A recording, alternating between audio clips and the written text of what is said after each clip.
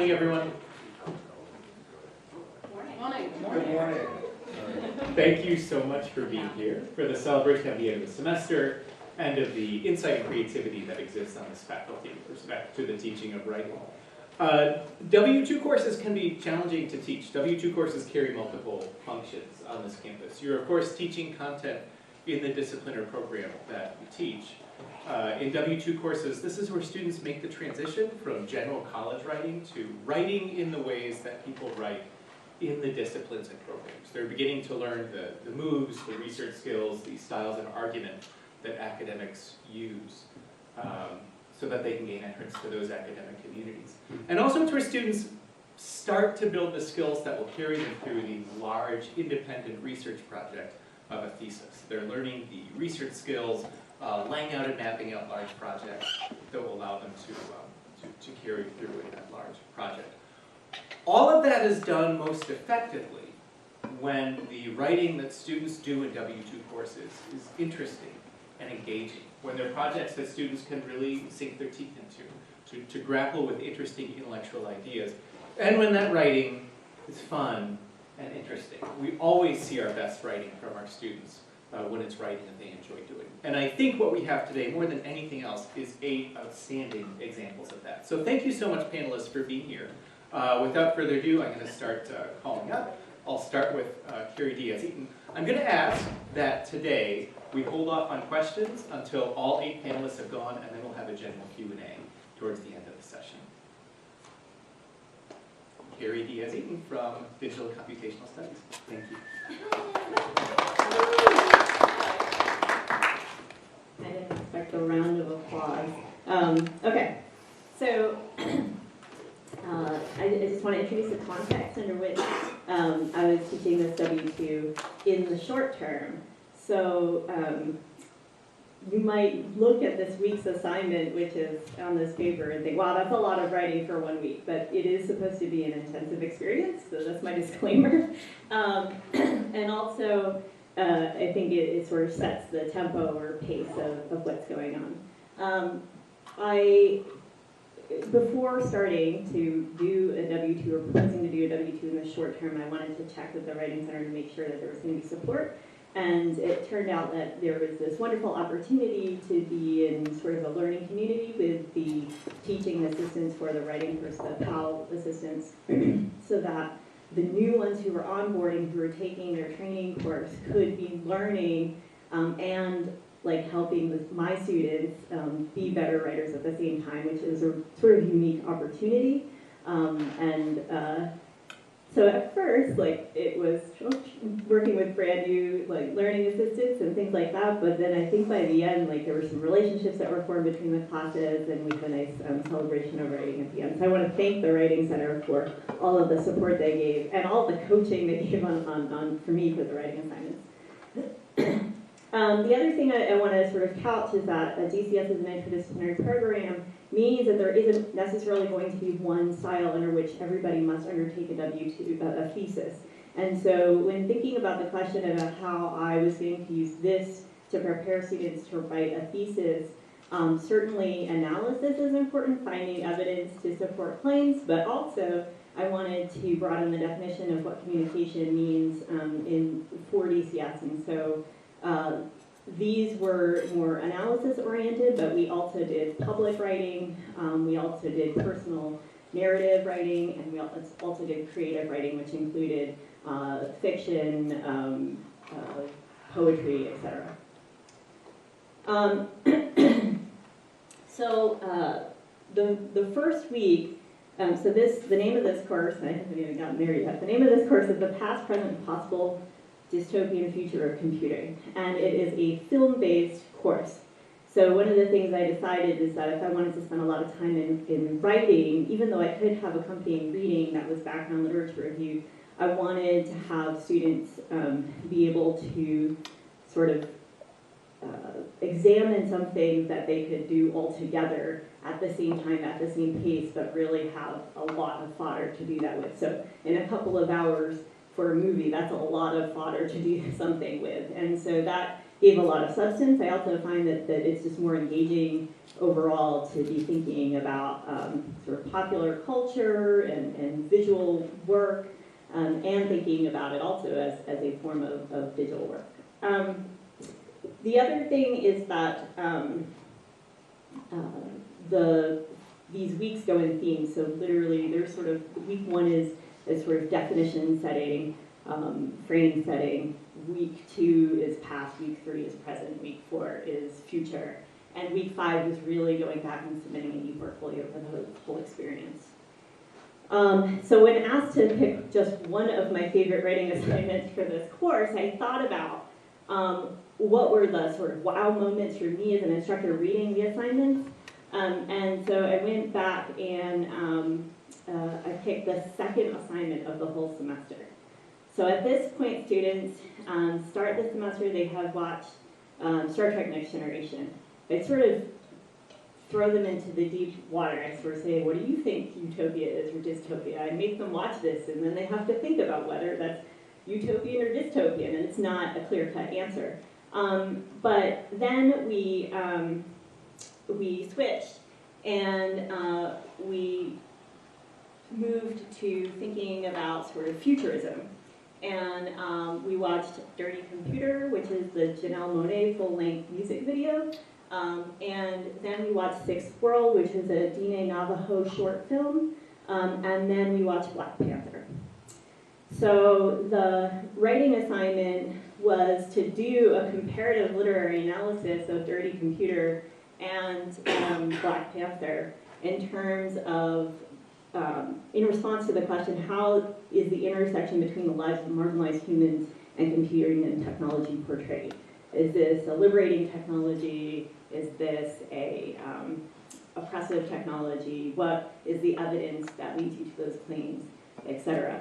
And so, I mean, this is a really quick jump. You know, we're just talking about analysis. We have them analyzing one film, and then I have to like make them compare and contrast too. But I think overall, students really rose to that, and I was really, really impressed. I also think that one of the things I try to do in this course is I was intentional about making sure that I was including voices that might not have been included in a course. And so doing Sixth World was not something that I knew about. I went out and I said, I need to find an Indigenous futurism film. And I found this award-winning, wonderful short film. And it actually set up a lot of the conversation or the language for students to think about what it means to sort of carve your own future and own your own future and your own technology in a way that I think was even unexpected for me, having gone into that Black Panther. There was just way more richness by adding that film to the repertoire than otherwise. But students, they grappled with how do I present this? What is the organization was like the big thing in the first week. And really between all of the sort of peer review within the classroom, the peer review, the writing assistants, the feedback from me, I mean, I think, and some of them also chose this as an assignment to revise for the end. At the end of this, I got just such amazing, wonderful, thoughtful pieces that I hoped I would get, but I was even surprised to get, which was awesome.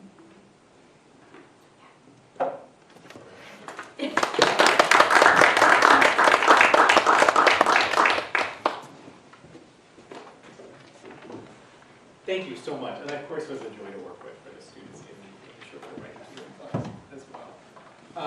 May I ask up Allison Dyer for religious studies?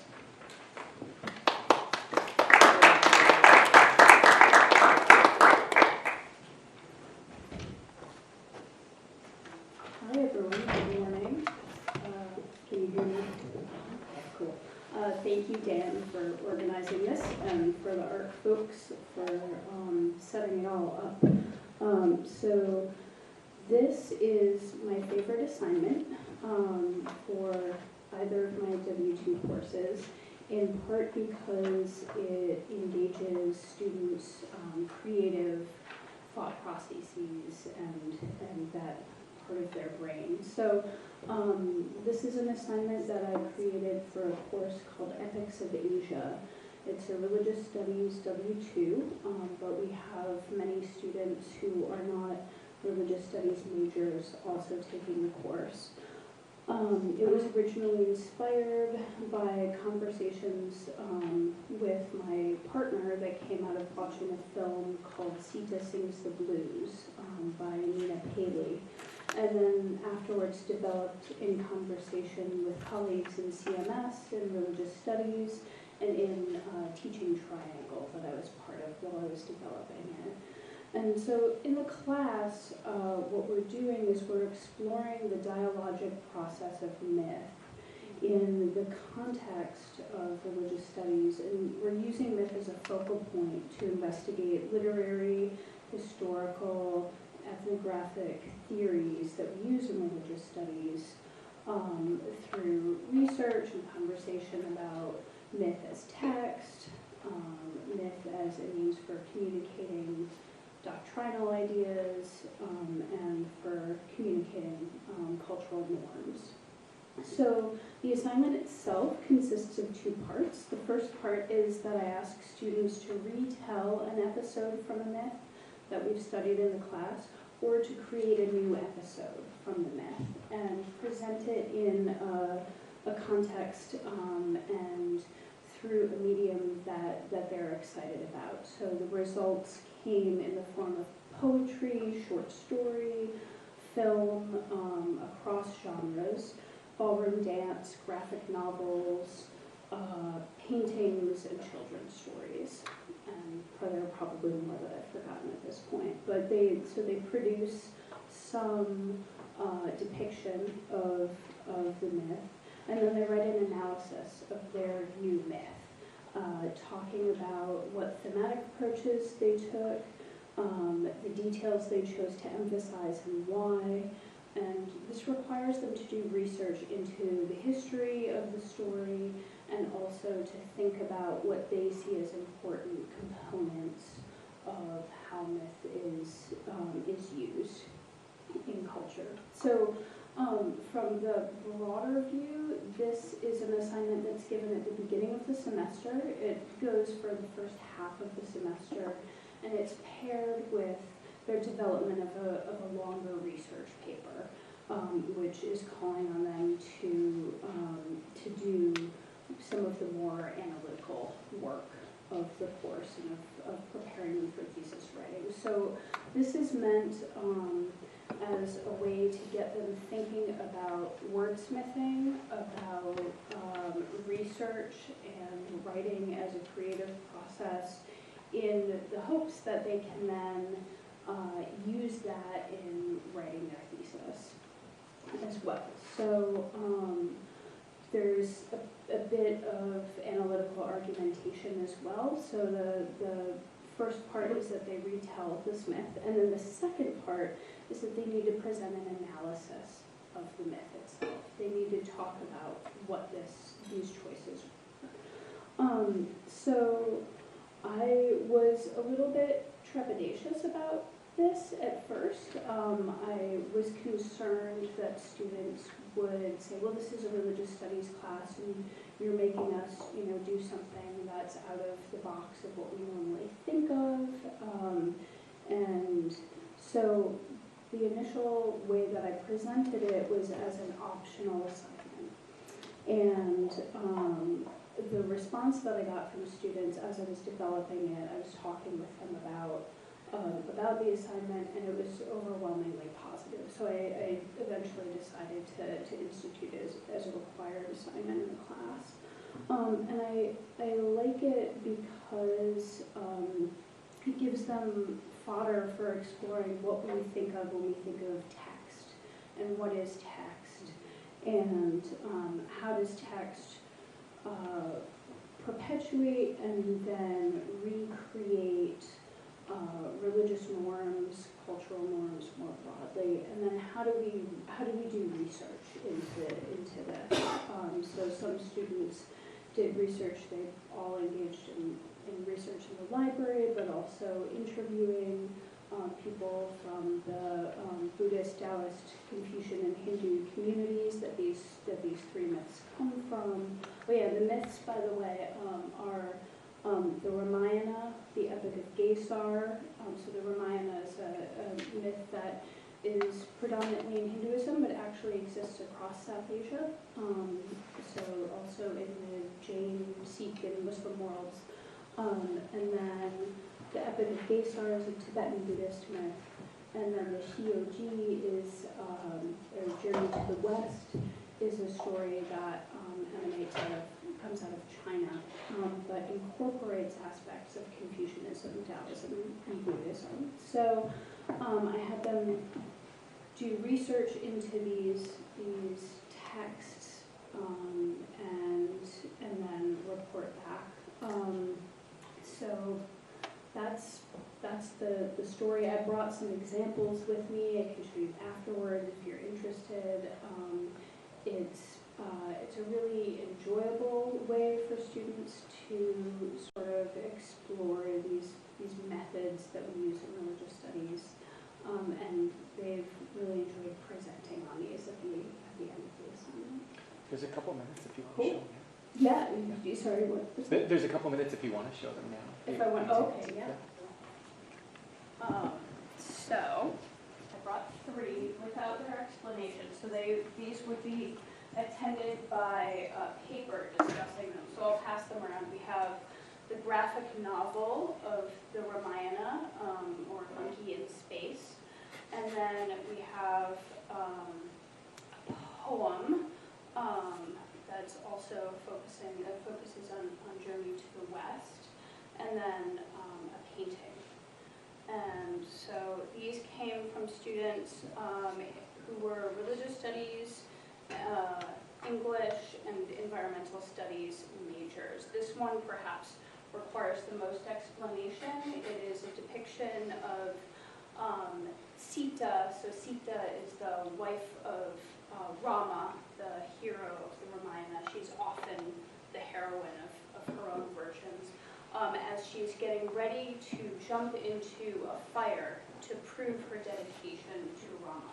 So the student decided that the fire was this overwhelming concept that was present in the text, while Sita herself is being marginalized to the very edge. So all we see is her foot and her hand as she gets ready to participate in this. So I will pass those around.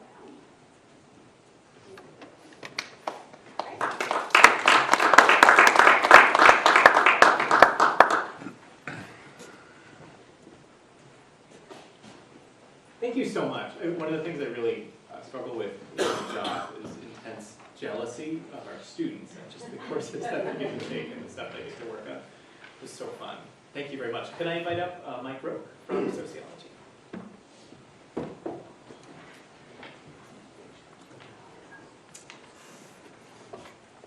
All right, well, thanks for being here. Thanks for having me, Dan. So this assignment, and I have to admit, this was a seat of the pants adjustment in the middle of class that I made this semester, and so there are some bumps and things that I want to adjust, but I'm actually quite pleased with how it's gone so far. So in terms of background, this is a 300 level seminar, so we used to call these in sociology junior, senior seminars, and they were really geared towards helping students become prepared to write a thesis. And so there would be different themes or different topics, but the end result of the class was that the students would write basically a mini thesis, and they would go through the process of posing a research question, literature review, and analysis of data, so on and so forth. And as a department, we were very unhappy with the way that those classes were going. We thought that they weren't really preparing students for a thesis.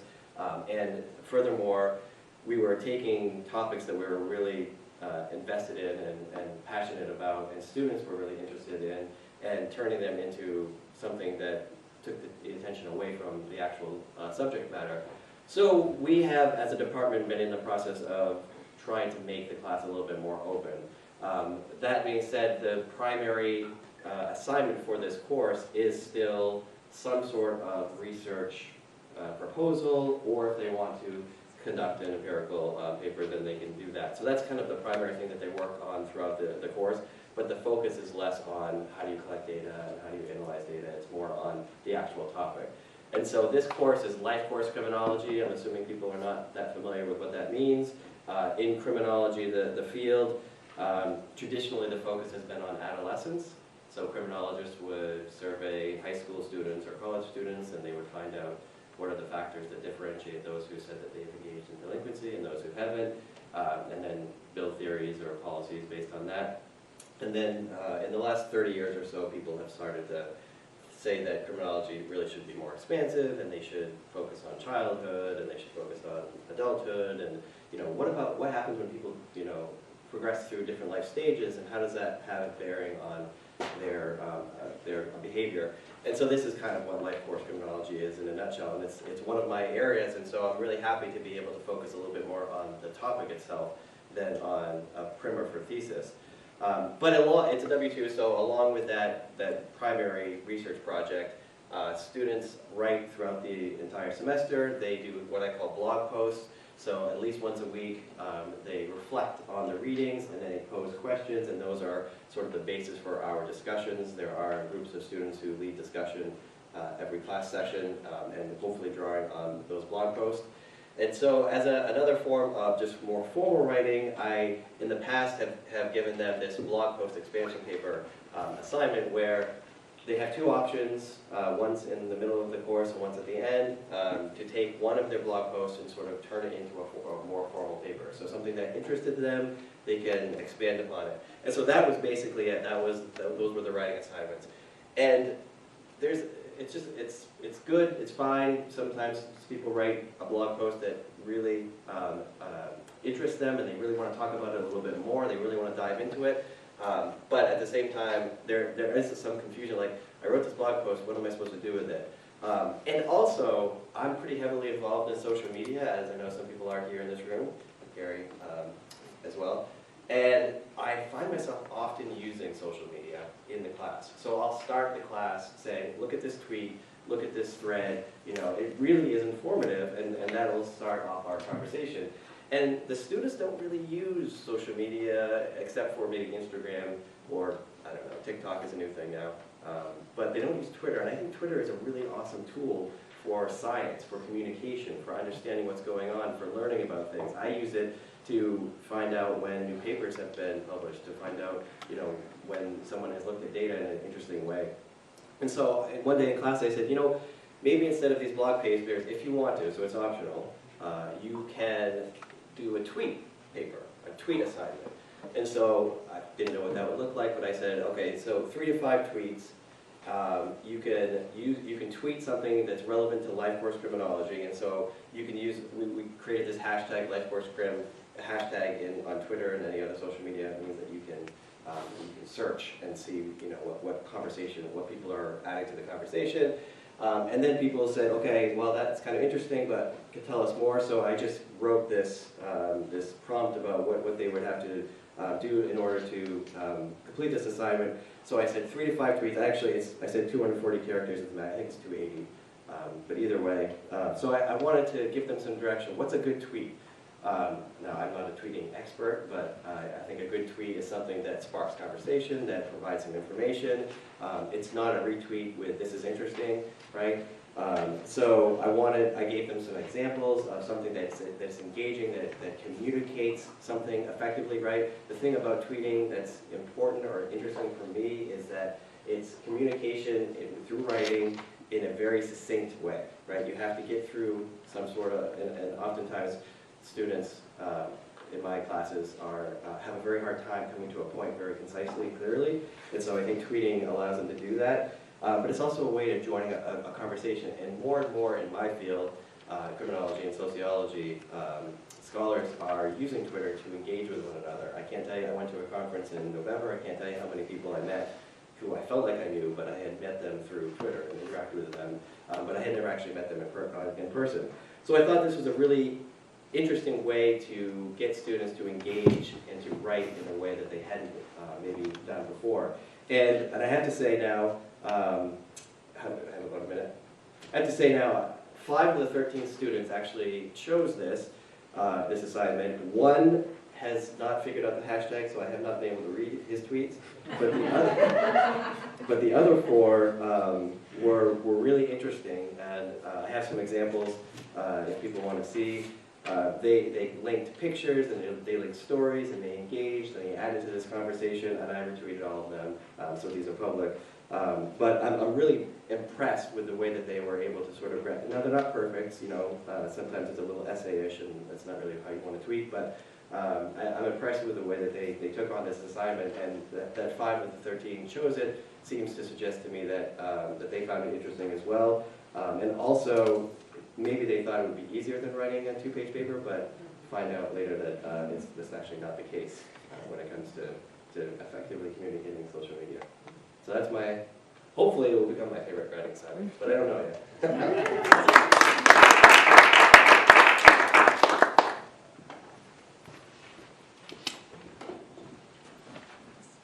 Thank you so much. Mike, when I asked Mike to do this panel, he said, I'm not sure I have a great writing assignment. I only have this thing I've been doing where I'm asking my students to participate in tweet threads and disciplines, which is, of course, wonderful and amazing. So thank you so much. Jacob Long.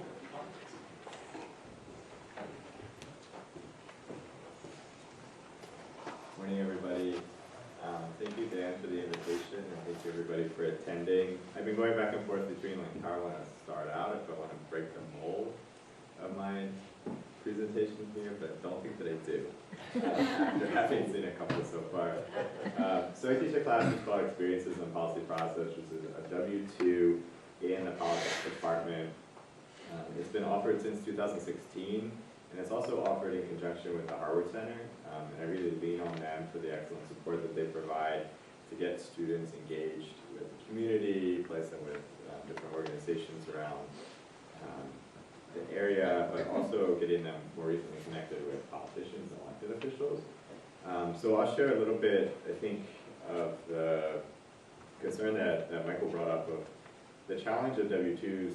For me is that we are teaching them a lot of content, a lot of substance, and we're teaching them how to do very academic thesis style research papers, along with all these new theories and all these new ideas.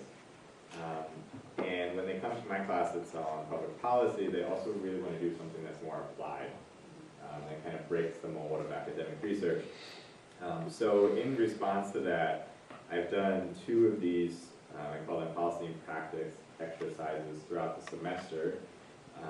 And these are pretty large case briefs that they get that are prepared by, I think it's Washington, University of Washington. They get all these background materials. I send them some things from newspapers that are a little bit more updated. And give them a whole host of materials to kind of grapple with. And they're tasked with first writing up their own brief, their policy brief, in about 2 to 3 pages, very structured, very concise as well.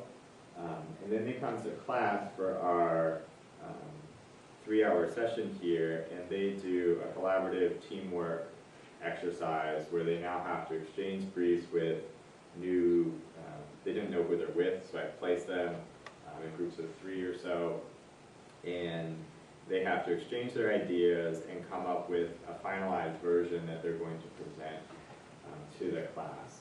So just to give you a little bit of kind of taste of what these look like, one of the ones that I really enjoy is about Wyandotte County. Has anybody been to Kansas City? Any Midwesterners? Also, I've been to Kansas City. Definitely been to Kansas. So I'm from Kansas. And this worked really well when I taught at University of Kansas because the students were like, oh my gosh, that's right next door. So Wyandotte County is a little bit west of Kansas City, which sits on the river between Missouri and Kansas. For those of you who are familiar, who have been there, Kansas City is a striking example of urban development and urban decay. And you have longstanding practices of redlining and racial segregation that have created these boundaries in the city. It's quite stark between affluence and poverty. Wyandotte County is to the west, so it sits in Kansas next to very wealthy Johnson County, and then some people might mind what the county is for Kansas City. But One of the famous areas is called Quindaro Avenue, and that was a former, it's a community that was founded by former slaves. It was a stop on the Underground Railroad. And today what you notice is that the area actually sits in a food desert. So there's lack of access to real supermarkets and healthy food. There's really poor indicators for health, high levels of diabetes, smoking, all sorts of things. There's no real public transportation, and housing is quite poor as well. So they get this pretty elaborate case brief, and they're tasked to really draw up something to give to the Wyandotte County City Council of how they're going to approach some of these concerns that are in the area. So one of the challenges is they actually have to figure out how they define the problem here, right? Because there's multiple ways to think about these intersecting issues. Some of the students really approach it towards health. Some of the students approach it more so through a lens of racial equality, racial justice. Some of the students look more at food, agriculture. I've had some kids that were from ES and worked on, ideas of getting sustainable plots and community gardens and things like that going. So it's sort of broad enough that they get lots of angles to take, and it lets their creativity kind of shine in a very problem-solving perspective.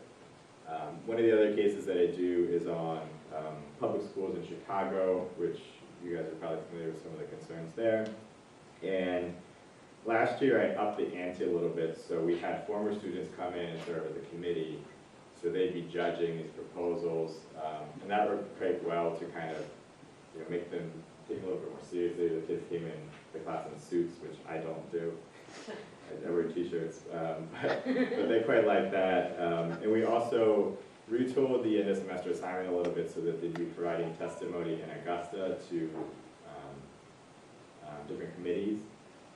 And then I've been in contact with Sam Boss, and our thought moving into next winter is to take this assignment front-loaded a little bit so they have the experience of doing this early on.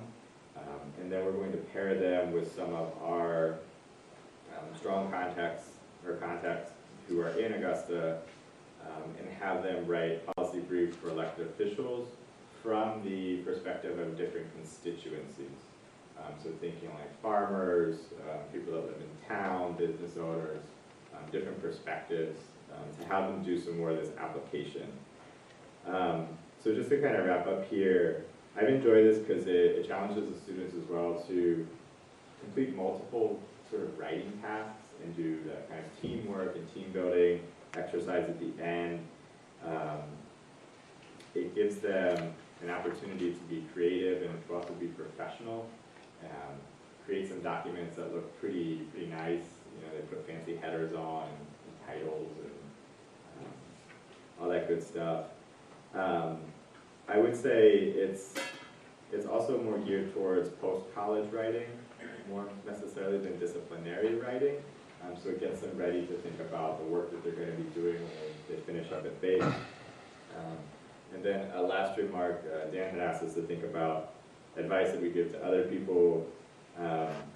These sorts of assignments, I'd say the students are really uncomfortable with the ambiguity and uncertainty because they've never done something like this before oftentimes.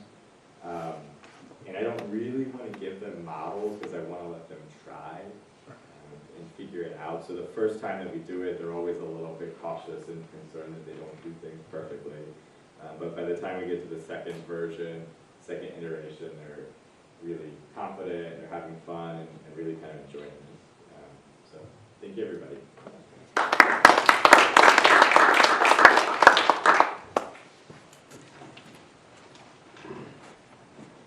Thank you. That's such a good example of how often the best way to get at disciplinary modes of thinking is the genres of writing that are used in the disciplines. Thanks very much. May I invite up Laura Nashville, our philosophy.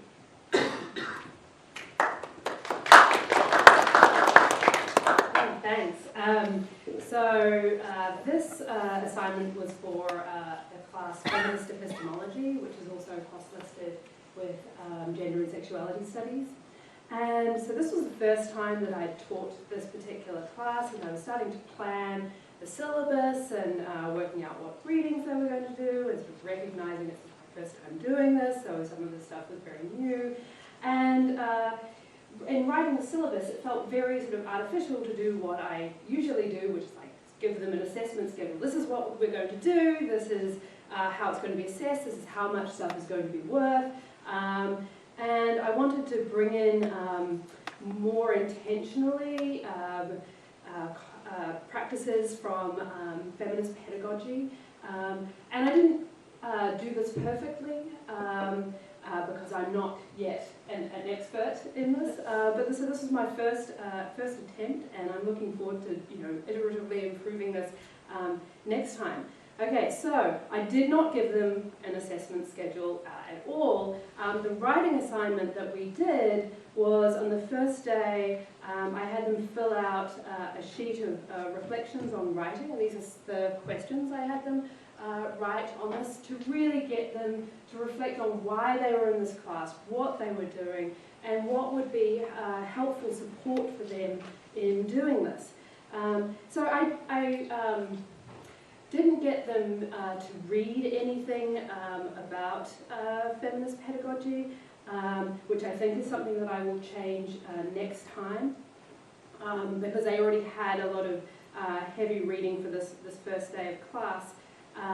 But this was designed to get them to sort of think a little bit more about why they were doing the things that they were doing. So they did this writing on their own in class, and then joined into small groups and started talking about it, and started throwing out ideas about kinds of assignments that they wanted to do and ways that things could be assessed and help that they could get from not just me but also their peers.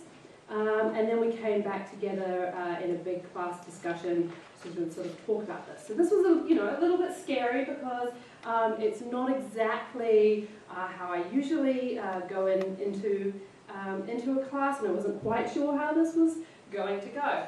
But I was incredibly impressed at how mature and reflective the students were about what things that they needed to do. And what support that they had. They did not try to make the assessment like super easy or not deep. They came with, actually perhaps, they were perhaps even more ambitious than I thought they would be about the amount of writing that they were going to do. And so that was very, I think, very impressive. I gave them, in thinking about these questions, I gave them on the syllabus all of the things that a W2 class does and has to do. So this is sort of laying bare the structures in which they're working. So that's all sort of on my syllabus. You'll see it, and I should have put it on my slide, but that writing is taught and not just signed, that we have a variety of writing assignments, that we have significant revision and rewriting and feedback from this, from both their peers and from me, and that we would think particularly about the process of writing. And I think this was really appropriate for a feminist epistemology class, but I think it's also appropriate for other classes. So in feminist philosophy, we're not just looking at issues of interest to feminists through methods of philosophy, but we're also sort of critiquing the methods of philosophy as well. And this is sort of doing that for writing. So I thought that was really great. So the things that they came up with, the assessment schedule here that we ended up all agreeing on. We talked about like how to assess participation, the reading responses that they would do each week and how many they would do, when they would be due, how many short papers they would be writing, how many of them they would be revising. They ended up coming up with wanting a sort of a flex assignment where they could do a bunch of different things that were related to the class. So they could do something like writing a podcast, or writing a fiction story, writing a poem, doing a graphic information poster. And in connection with this, I had them write a proposal as well. So they did some sort of proposal writing about what they were going to do, what concepts from the class they were going to showcase in that work, and then reflections on how their revision of that work. And they also had to give a timeline as well. So the things that I think are really useful for thesis in this kind of work is that they're really thinking about why they're doing this work, why they're doing this writing, why they're doing the revision, what kind of feedback is helpful. They're doing plans, so writing the proposal allows them to plan the work that they're doing for this, give a particular timeline for doing the work, which gives a sense of ownership of that work. And the other thing that students I found struggle with in thesis is that kind of ownership of what they're doing and the kind of freedom that they have in thesis. And so getting them to grapple with some amount of freedom a little bit earlier, I think is really helpful. So I think I'll try this. I'm definitely going to do something like this again in future iterations of this particular class, but I'm hopeful to also put this kind of work into some of my other W2s as well. I'll be teaching self-knowledge in the winter, so that seems pretty appropriate for there too. Yeah, so that's all.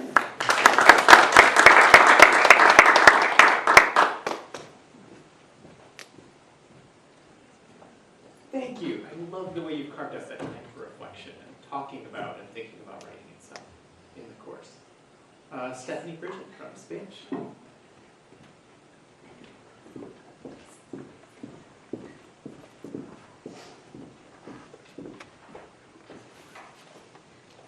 So thanks for putting together the session, Dan. So I'm going to be talking about our W2 in Spanish, which is writing Spanish. And we have the same challenge that several people have spoken to already, which is this balance between content and writing. We also have, in my department, students have the option for the minor to take either 210, which is a writing Spanish course, or 211, which is Introduction to Literary Analysis. And it's really the combination of those two courses that are kind of the foundation for the thesis project later. Most of our majors choose to, so the majors have to take both. Most of our minors choose to take 210 and not 211 because they tend to be less interested in literature. Which means that it's a very different, so this course is often heavily skewed towards minors. So there are usually, I don't know, probably less than 30% of the students in the class are majors. So it's a very different kind of need that we're meeting as far as the writing, sort of has its own challenges as far as what students are coming to the class expecting and what they want to get out of it. And so, yeah, it's kind of a balancing act between content, writing, and also language skills. Because, which is not to say that anyone teaching W2 in English is also not working with language skills.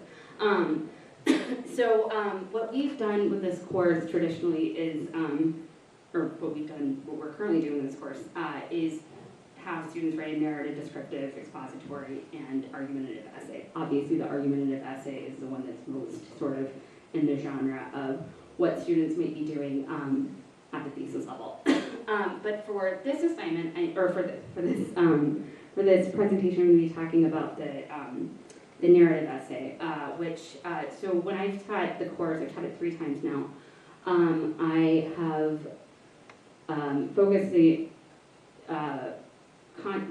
discussions and what they're reading and viewing films outside of class for, and also the topic of the essays on migration in a very broad sense. So migration in the Spanish-speaking world, obviously we talk a lot about Mexican and Central American immigration to the US, but also things that they're not discussing as much in other contexts like Dominican immigration to Spain. I borrow from my own research and talk about Jewish immigration to Latin America from mostly Europe.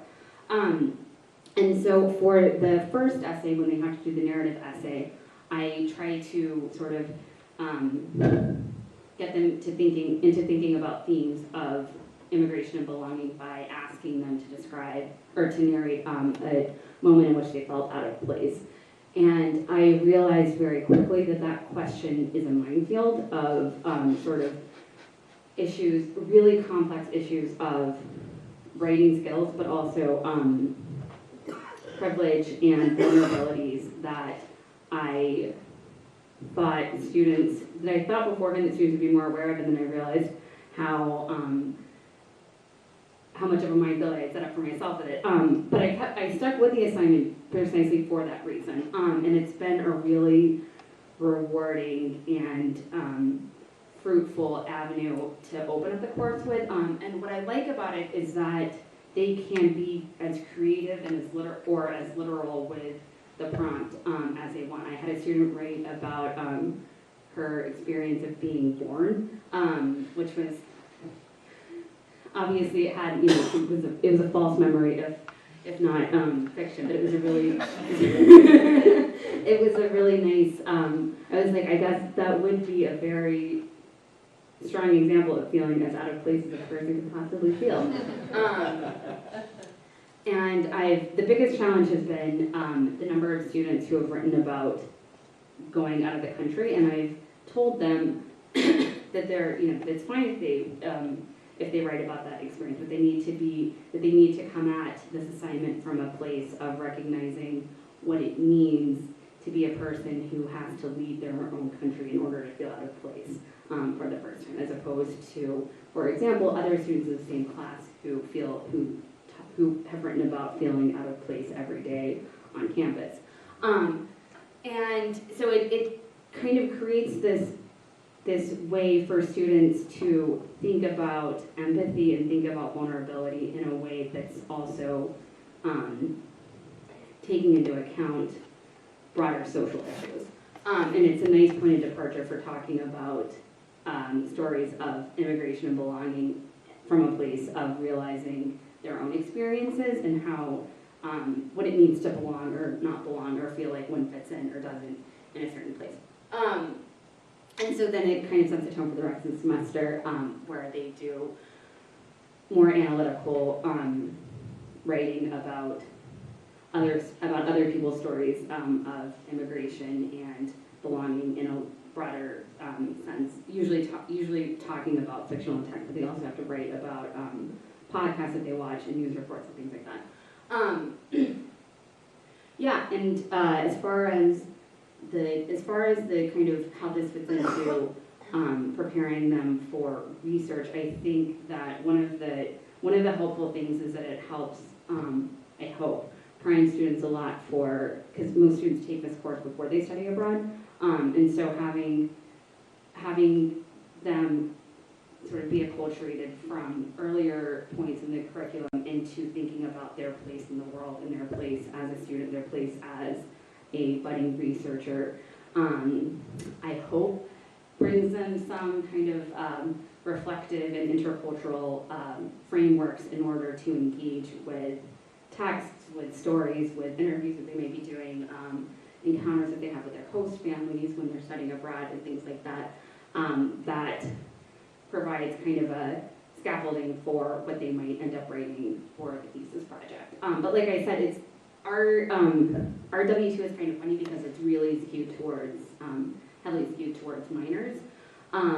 But still, I would hope that they also are coming away from it with these skills that help them to be reflective and help them to write about what they're encountering and what their thoughts on it are.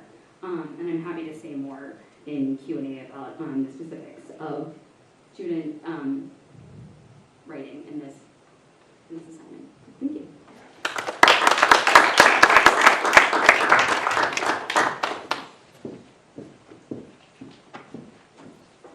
Thank you, Stephanie. We of course know that students learn really effectively when they're invited to connect the new concepts they're getting in the classroom to what they already know. And I think this assignment just so capably invites that and illustrates how writing can be so important in making that happen. Tom Sapsford from Classical and Medieval Studies. Hey,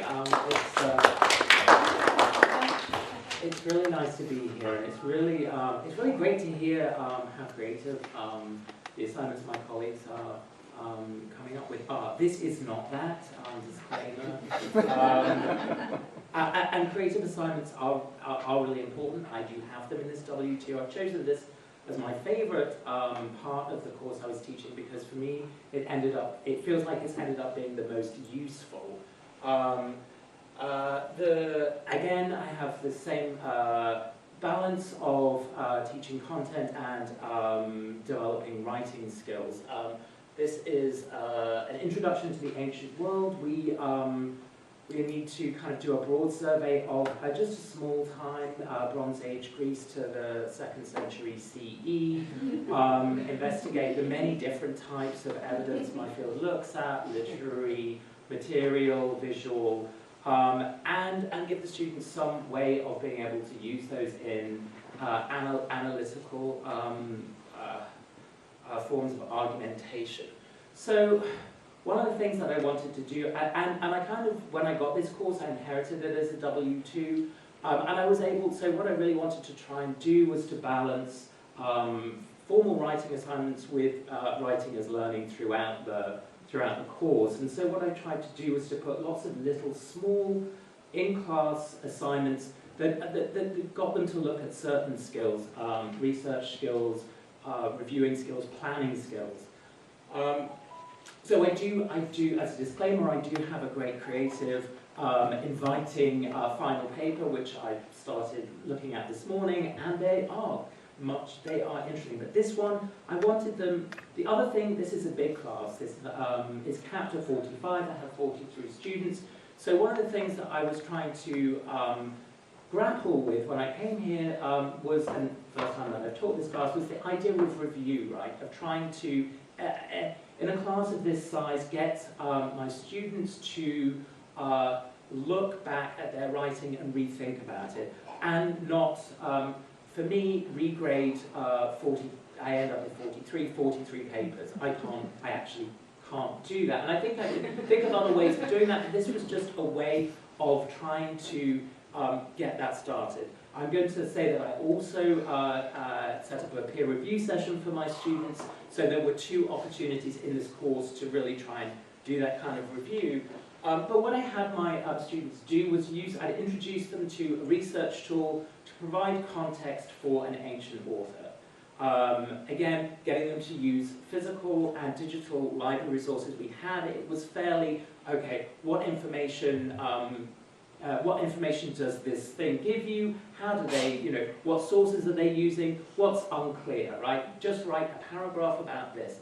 They then came back to the paragraph, and I asked them to assign a grade based on, and when I do my syllabus, I try and give a really clear breakdown of where I see those grades being. So, but not just in terms of, I know, A is excellent. I try and describe what that excellent means to me, and I think that the handout, I'm not going to run through that, but I think the handout has got that terminology in it, and I really do, when I'm looking at 45 papers, I really do try and apply those to set them out. So A is excellent, B is good. Now this is problematic for students because they do not equate B with being good. It's not a good experience for them to get a B.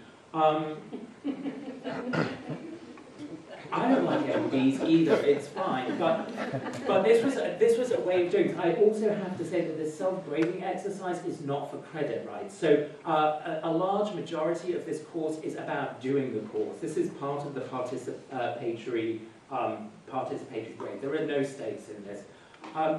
So I asked them to grade it. I also asked them to write a sentence on why they'd assign that grade, right, based on the criteria.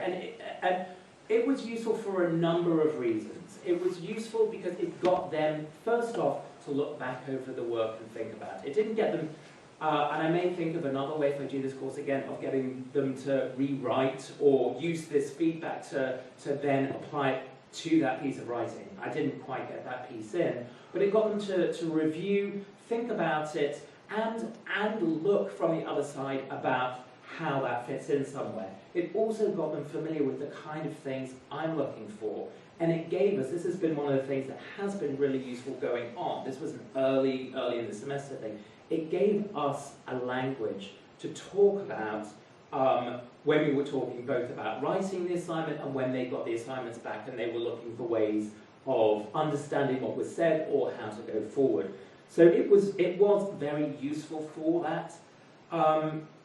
The results were, the results were interesting, right? So there was a lot of, most of the,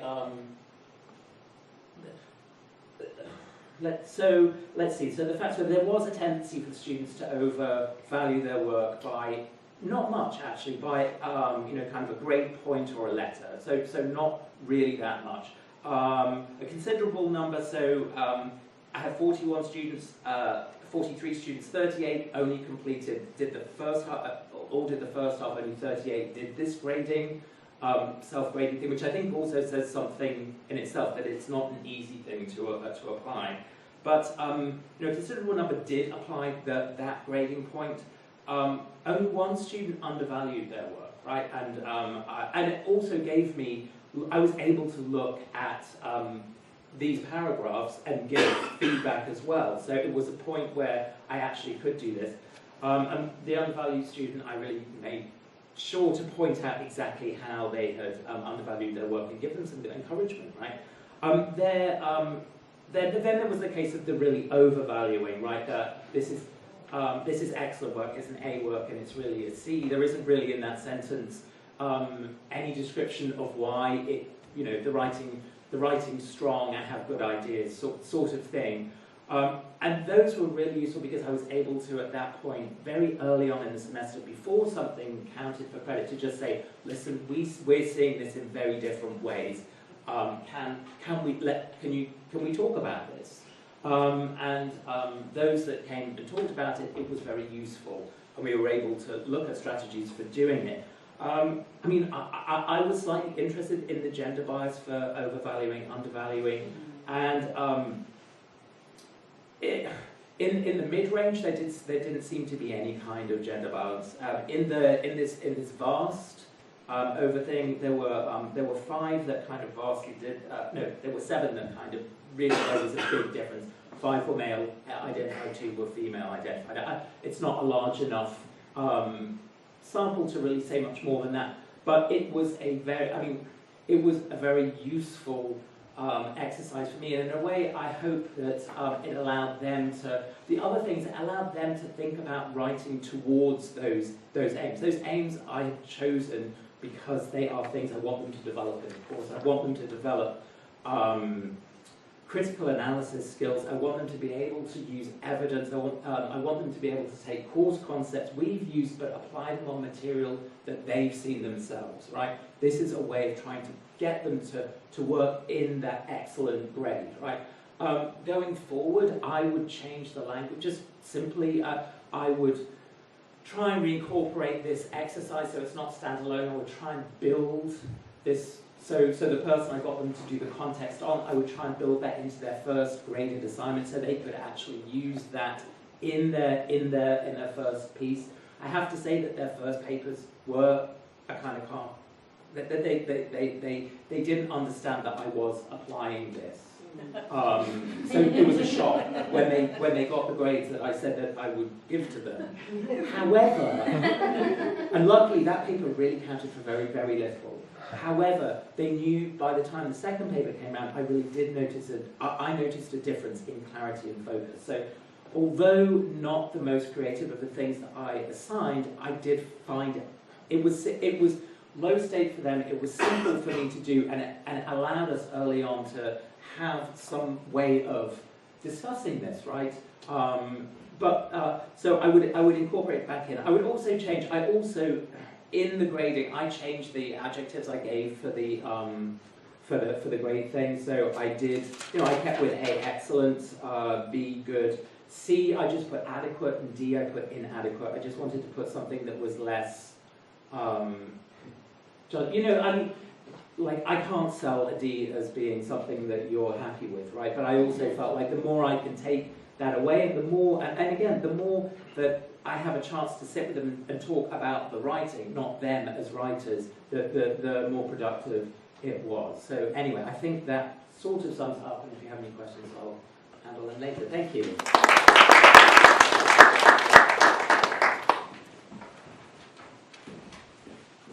Thank you, Tom. One of the most important ways that we can support writers from diverse backgrounds is through crystal clarity about what we expect and want from the writing, what we value, and I love the way that you've made that a part of the course from the very beginning. For French and Francophone studies. So this is somewhat cruel because now there's all this interference. All I want to do is ask you questions and respond. You were dying to ask the questions. So, but I'll still go and try to stay on task as distracted as I am now. So I think I just need to stay on task. I will say the course is. It's called L'Enfance vue du Maghreb, Childhood in North Africa. And like Stephanie, I think I just want to make a point that it is in another language. I am an American. I grew up in English. I learned French as a second language.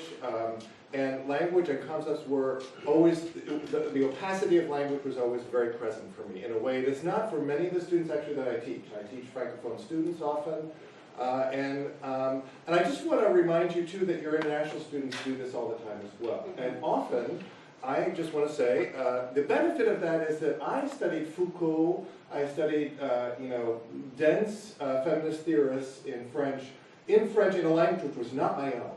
And it made me pay much more attention to some of that material, and I think I apprehended it in a way that was in some ways more profound.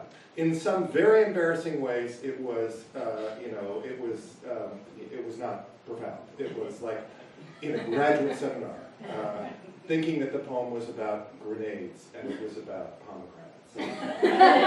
The word grenade is pomegranate. It is not, because it looks like a grenade, right? But the grenade got that name from pomegranate, not from grenade. So I just want to say, I own that to this day. I still fall down on that. But it is an interesting. So I just pay attention to your students and the way they navigate the world that way. So the assignment is, and I'm receiving these today, Tom, like we're getting these today. And this is a permutation of a creative assignment that I have done in the past, so the results are not in yet, but I can pretty much know that it's going to be successful in the ways that I've imagined in the past. They're going to read or watch a work that is related to course content about childhood in North Africa, something new. I can suggest that to them or they can find it. And they write a review, paying attention to the genre of a review and making sure that I see where they bring to bear the material from the course. A second option, and they're evenly split on this in what they've chosen to do. Imagine a conference at the Arab World Institute, the Institut du Monde Arabe in Paris, that brings together 3 of the writers or filmmakers from our course, and they answer the question, what the past can teach us about the future of childhood in North Africa. It seems a little bit counterintuitive that this creativity comes at the end in some ways, but maybe not. So maybe if I go through the course itself or the tower that I have and I have a color copy here, if people would like a color copy.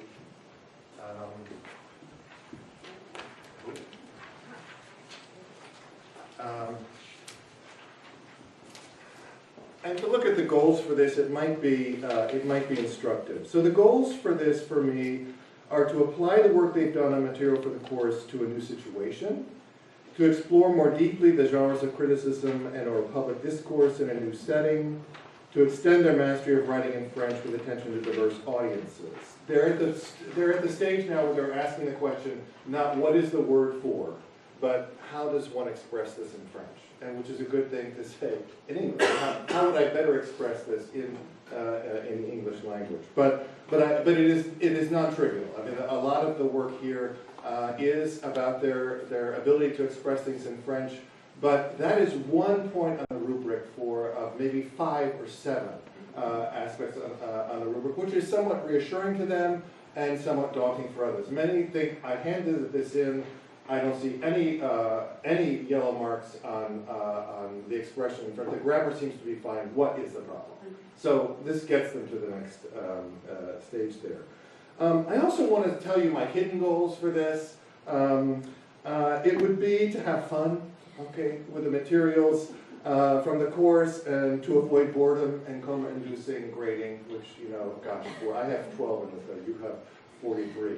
I mean, if you're reading through a lot of assignments, it is just nicer to read something that's original and creative and a little bit different if you can legitimize the assignment. And also to learn something. I have done assignments where some equivalent of ballroom dancing happens to me.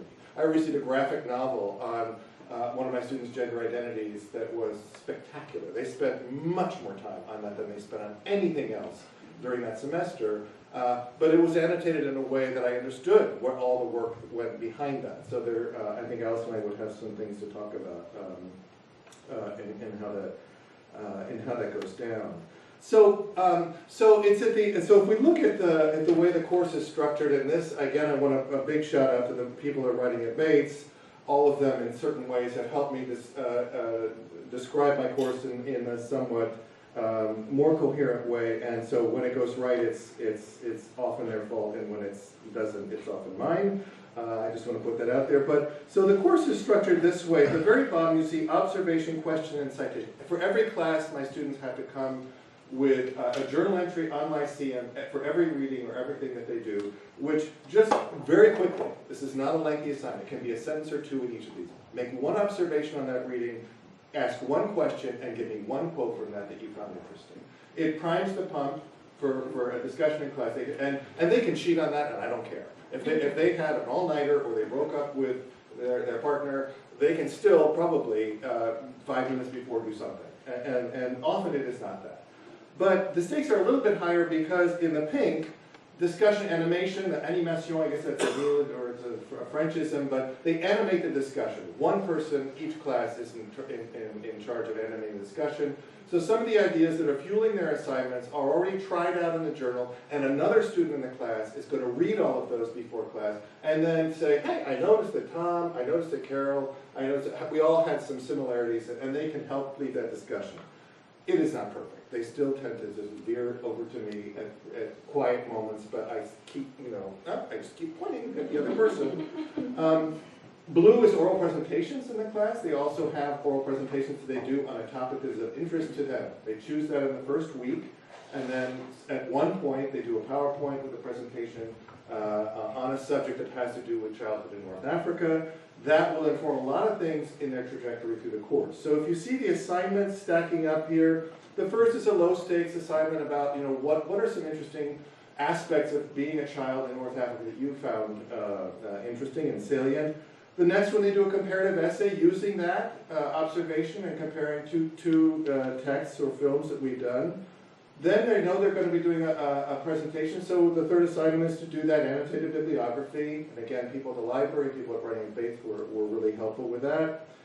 Assignment 4 is your more typical sort of pre-thesis assignment. It's an analytical essay where they apply that annotated bibliography and the work they've done on that specific aspect, like the Algerian War for Independence. That informs a lot of what it meant to have parents now and to be a child in Algeria or Morocco or Tunisia. But it's more, footnoted, argument, structured in a more typical way.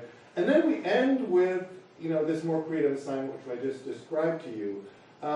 Which may be counterintuitive, but I like to use a lot of pastiche at that point, and I have found that when they perceive that as being a little bit easier, oh, I'll read that and I'll imitate that, it's very hard to do that. I found that it was much harder for them to do that than I thought. And so placing this later in the course they had to think about what informs that writers, because they're published writers in lovely books in publishing houses. Okay, so what does it take to get there? It isn't as easy as it might seem.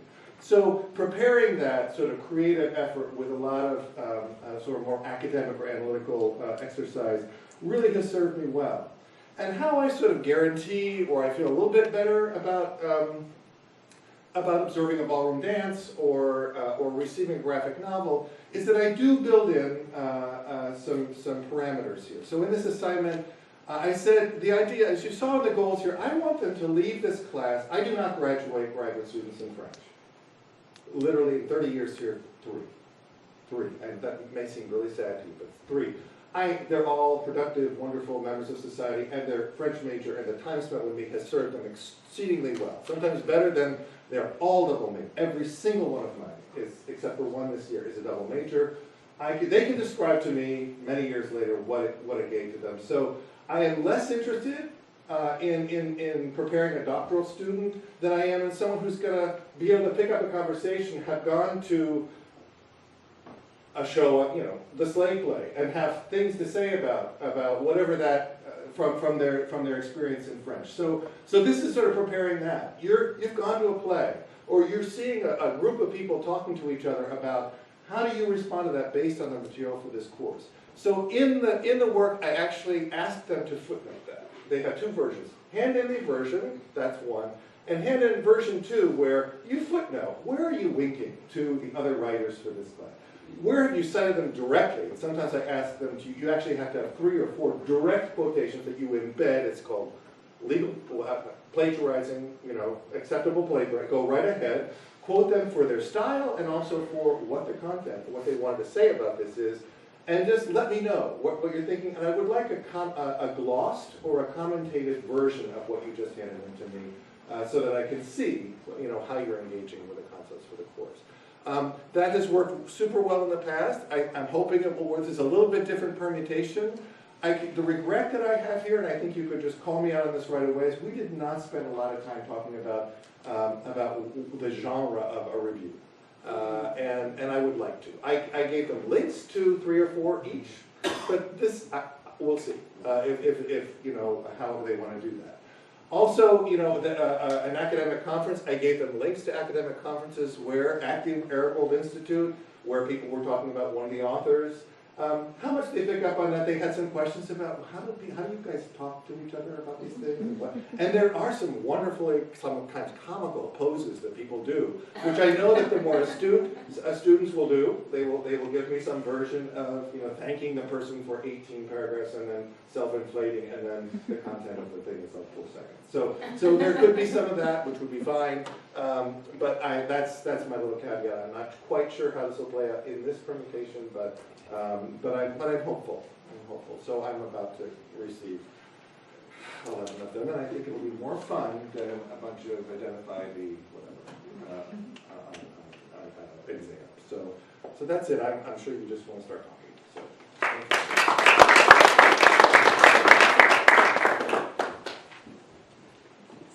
Thanks, Kirk. And I really admire the way that this assignment makes very transparent for students what skills they've learned earlier in the semester that they're sort of transferring into this assignment. So I just want to take the opportunity to thank all of you who served this